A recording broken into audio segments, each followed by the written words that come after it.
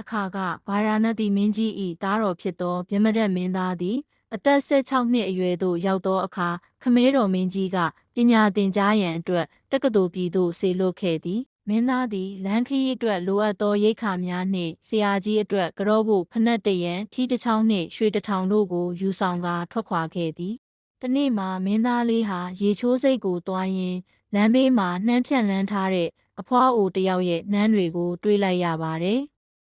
မင်းသားလေးဟာစိတ်အလိုလိုက်ပြီးနှမ်းတစ်စုပ်ကိုယူစားမိပါတယ်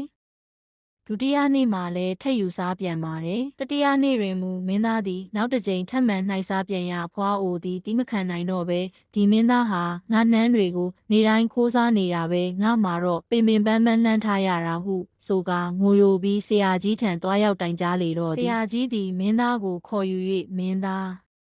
မင်းဟာနှမ်းခိုးစားတယ်ဆိုတာဟုတ်သလားဟုမေးရမင်းသားကလည်းဟုတ်ပါတယ်ဆရာကြီးဟုဝန်ခံသည်ထိုအခါဆရာကြီးကမင်းဟာနောင်တစ်ချိန်မှာတိုင်းပြည်ကိုအုပ်ချုပ်ရမယ့်သူဖြစ်တယ်ခုလိုသူတစ်ပါးပစ္စည်းကိုခိုးယူတဲ့အကျင့်ဟာမကောင်းဘူး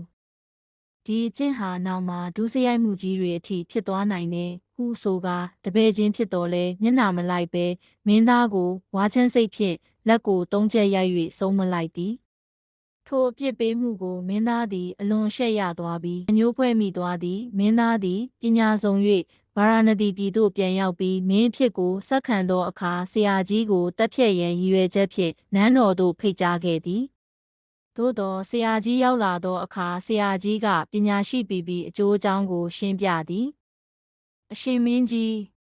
ကျွန်ုပ်သာထိုစဉ်ကအရှင်မင်းကြီးကိုမဆုံးမခဲ့ရင်အရှင်မင်းကြီးဟာခိုးယူတဲ့အကျင့်ပါသွားပြီးအခုလိုမင်းကောင်းမင်းမြတ်ဖြစ်လာမှာမဟုတ်ပါဘူးမင်းကြီးသည်ဆရာကြီး၏စကားကိုကြားသောအခါမိမိအမားကိုသဘောပေါက်သွားပြီးရန်ညိုးများပျောက်ကွယ်သွားကာဆရာကြီးကိုအလွန်ကြည်ညိုသွားခဲ့သည်